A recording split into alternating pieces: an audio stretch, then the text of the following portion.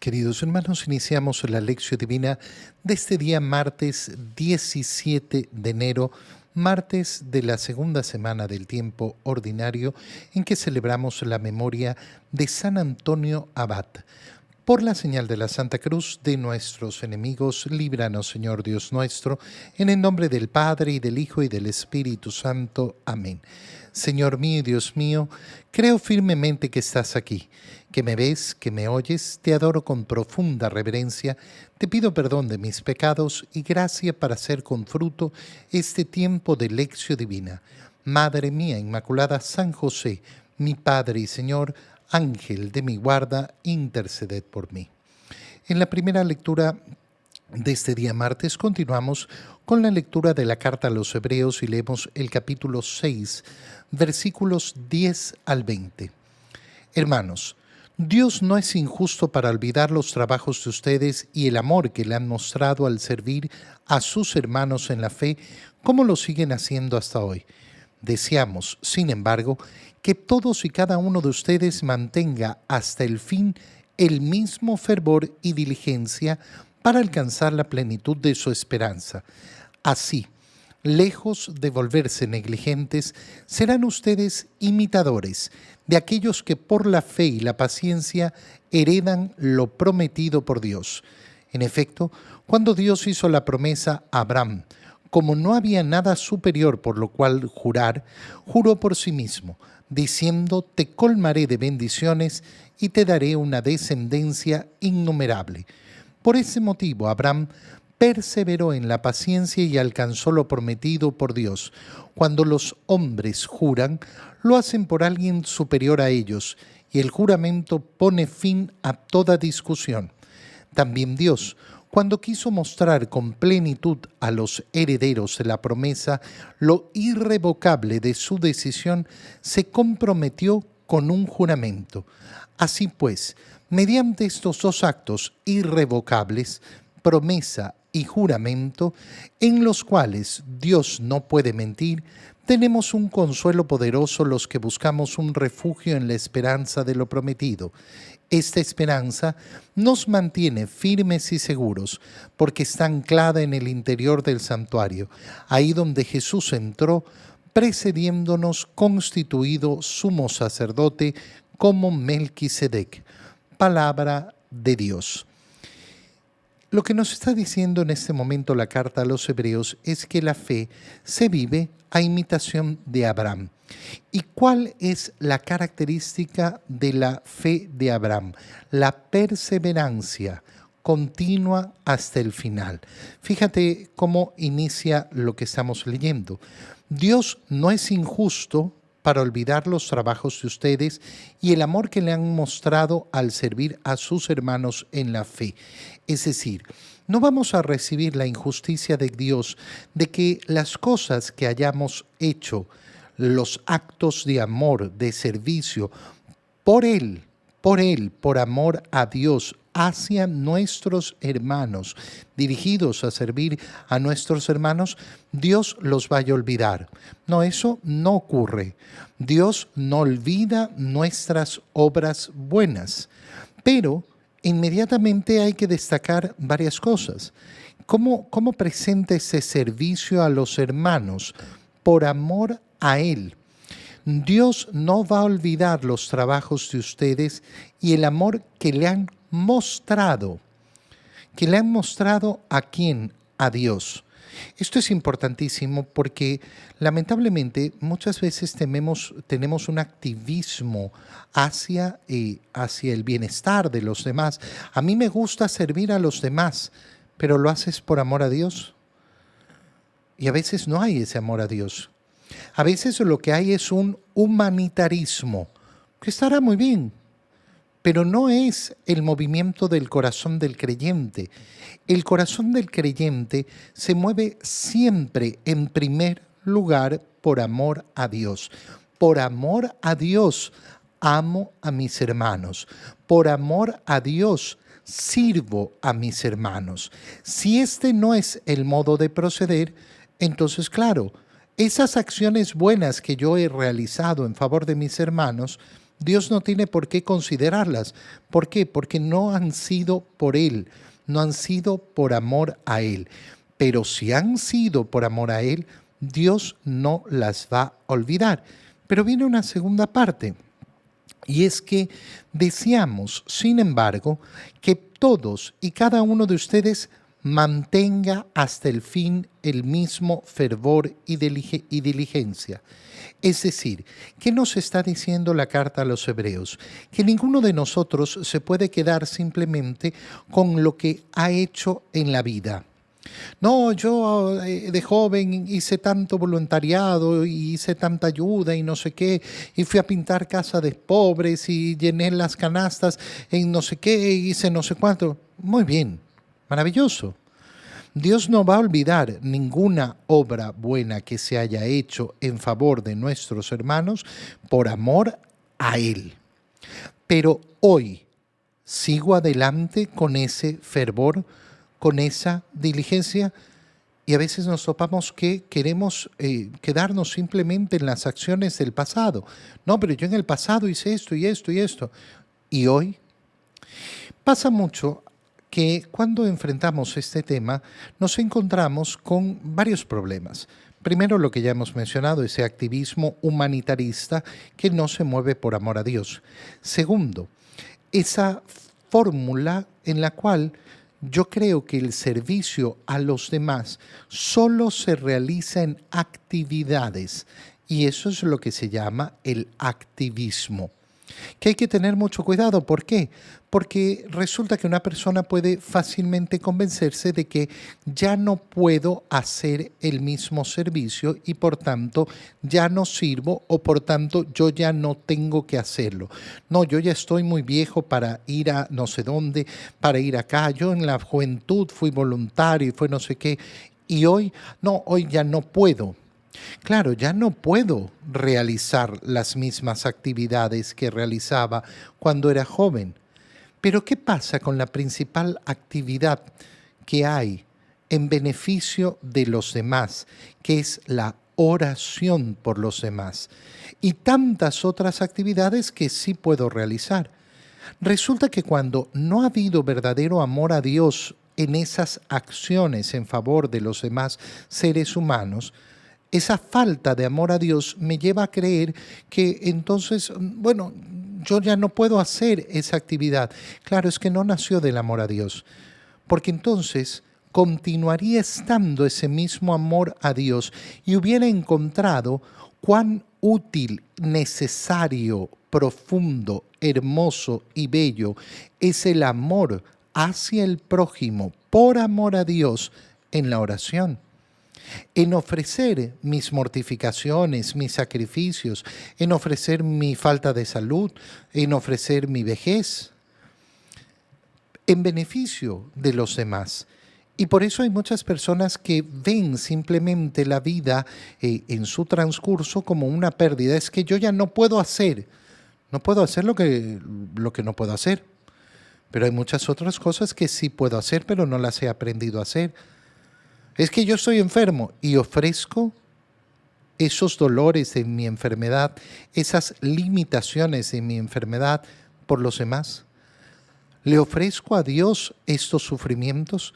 ¿Le ofrezco a Dios las limitaciones de mi vejez en beneficio de los demás? Ahí es donde está la grandeza del corazón creyente. Qué importante lo que nos está diciendo la carta a los Hebreos, porque nos está diciendo la fe verdadera solo se vive con perseverancia hasta el final. Yo no puedo descansar en los logros anteriores.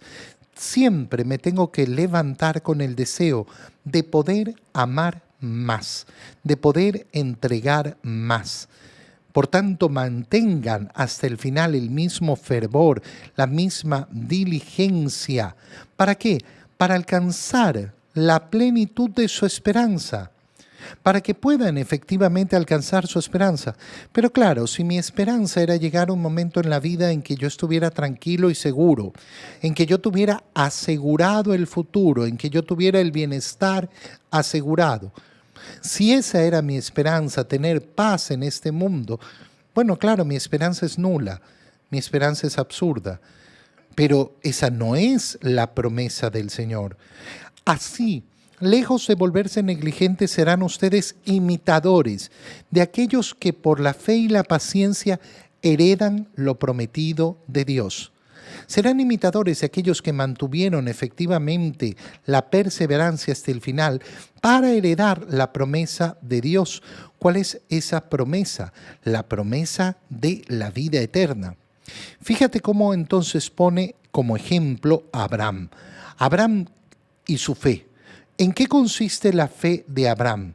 En haber perseverado por haber creído en el juramento del Señor. El Señor le hizo una promesa y le hizo un juramento, y eso motivó a Abraham para perseverar en la paciencia y alcanzar lo prometido por Dios.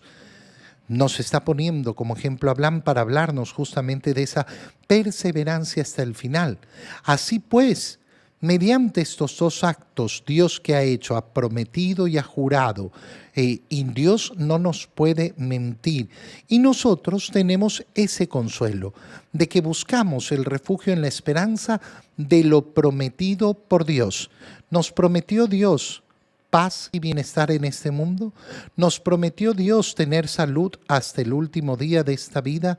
Nos prometió Dios que no íbamos a morir. No.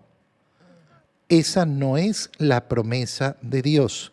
La promesa de Dios es la vida eterna. Entrar en el santuario donde Jesús entró precediéndonos y que fue constituido como sumo sacerdote. Entrar, por tanto, en la morada de Dios. Esa es la promesa. En el Evangelio, continuamos en la lectura del Evangelio de San Marcos y leemos el capítulo 2, versículos 23 al 28. Un sábado, Jesús iba caminando entre los sembrados y sus discípulos comenzaron a arrancar espigas al pasar. Entonces los fariseos le preguntaron: ¿por qué hacen tus discípulos algo que no está permitido hacer en sábado? Él les respondió: ¿no han leído acaso lo que hizo David una vez que tuvo necesidad y padecían hambre él y sus compañeros? Entró en la casa de Dios en tiempos del sumo sacerdote Abiatar, comió de los panes sagrados que solo podían comer los sacerdotes y les dio también a sus compañeros. Luego añadió Jesús: el sábado se hizo para el hombre y no el hombre para el sábado.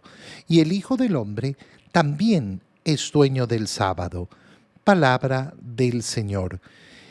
Es importantísimo recordar que venimos justamente de ver cómo al Señor le han reclamado: ¿por qué tus discípulos no ayunan como ayunan los discípulos de Juan, como ayunan los discípulos de los fariseos?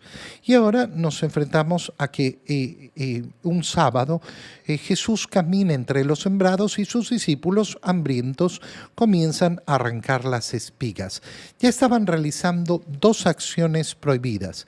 ¿Por qué? Porque en sábado no se podía caminar más allá de un número determinado de pasos y no se podía cultivar la tierra, por lo cual yo no podía sacar el alimento de las plantas para alimentarme porque se considera un trabajo. Y entonces los fariseos le preguntan: ¿por qué hacen tus discípulos algo que no está permitido hacer en sábado? El Señor les responde con la Escritura. David hizo lo mismo. Entró al santuario, a la casa de Dios, en tiempos del sumo sacerdote Abiatar, y cogió los panes que habían sido ofrecidos y que no tenían la potestad de comérselos. ¿Y por qué se los comieron? Porque tenían hambre. ¿Qué está diciendo el Señor? No puede haber una norma de Dios que evite al hombre alimentarse delante del hambre. ¿Puede haber el ayuno? Claro, por supuesto. ¿Puede haber normas sobre el ayuno? Sí, por supuesto. Pero lo que no puede ocurrir es que una fe obligue a una persona hambrienta a no alimentarse, poniendo en riesgo su salud, poniendo en riesgo su vida. ¿Qué nos está diciendo el Señor en el fondo? Que la religión No se puede vivir de una manera irracional. Y esto es sumamente importante, porque todo en nuestra fe es racional. Nosotros no creemos ni practicamos ninguna locura irracional. Por más que muchas veces nos enfrentemos a un mundo que quiere presentarnos como si fuéramos completamente irracionales, pero si algo es grande y hermoso en nuestra fe, es justamente su racionalidad. No somos una horda de locos, no somos una horda de irracionales, no. Todo lo que practicamos y todo lo que defendemos tiene una racionalidad. Lo que pasa es que puede ocurrir muchas veces que un católico esté mal preparado, mal formado, que un cristiano no conozca verdaderamente su fe y no sepa dar los motivos de su fe y no sepa explicar por qué hacemos las cosas que hacemos. Y por eso responderá de una manera irracional, tonta. Un hijo que le pregunta a su padre, ¿y por qué tenemos que ir a misa? ¿Por qué es así? Porque los domingos se va a misa y punto. Y no sabe por qué vamos a misa el domingo. En primer lugar, lo que tenía que responderle ese papá, porque el domingo es el día que resucitó el Señor y vamos a celebrar esa resurrección. Porque nuestra esperanza es resucitar como Él resucitó y domingo a domingo celebramos esa resurrección. No es de locos, no es irracional, no es porque sí. Todo en nuestra fe tiene su explicación. Y por eso el Señor lo que les está diciendo a los fariseos es, ustedes viven una ley de manera irracional. No la han entendido, no la han profundizado. No saben distinguir, además, entre aquello que es esencial y aquello que es accidental. Aquello que es sumamente importante y aquello que no es tan necesario, dependiendo de las circunstancias, dependiendo de qué es lo que está ocurriendo. Y entonces, claro, no van a tener un juicio bien establecido, no van a tener la posibilidad de determinar bien las cosas. El sábado se hizo para el hombre, no el hombre para el sábado. ¿Qué les está diciendo a los fariseos? Ustedes tienen dada vuelta las cosas, las ven al revés. ¿Es importante respetar el sábado? Sí, claro, pero el hombre va a estar sobre el sábado. Va a estar primero y por eso el Señor dirá, oye, ¿y qué? Si nos enfrentamos a una emergencia, tenemos que cumplir esa emergencia. Por eso nosotros sabemos perfectamente, el domingo tenemos que ir a misa, sí, claro. Pero ¿y si tuve un accidente? Si tuve un accidente no tengo culpa. No tengo culpa de haber faltado a misa. Si estaba en el hospital enfermo, no tengo culpa de haber faltado a misa. Si estaba con 40 de fiebre, no tengo culpa de haber faltado a misa. No puede existir un pecado en contra de la voluntad del hombre. El problema es cuando efectivamente comenzamos a justificar todo diciendo no es mi culpa, cuando en verdad sí era mi culpa. Hay ocasiones en que no hay culpa. Lamentablemente, hoy en día lo que más vemos es gente que no asume la culpa de las decisiones libres que toma. Y termina el Señor diciendo, y el Hijo del Hombre también es dueño del sábado. Esto se parece a lo que ya hemos visto en el Evangelio de San Marcos cuando le dijo al paralítico, levántate y anda, porque le habían reclamado, pero tú ¿qué esta blasfemia de que perdonas los pecados? Yo tengo el poder de perdonar los pecados.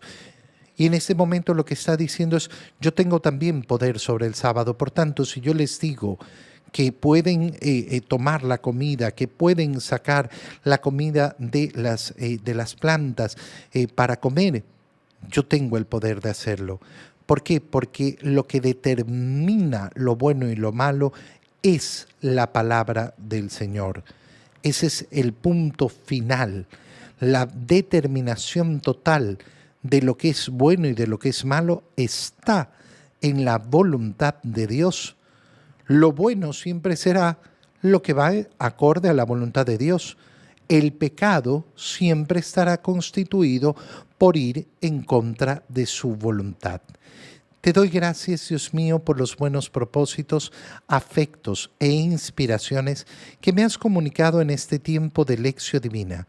Te pido ayuda para ponerlos por obra. Madre mía Inmaculada, San José, mi Padre y Señor, Ángel de mi guarda, interceded por mí. María, Madre de la Iglesia, ruega por nosotros. Queridos hermanos, que tengan todos un muy feliz día.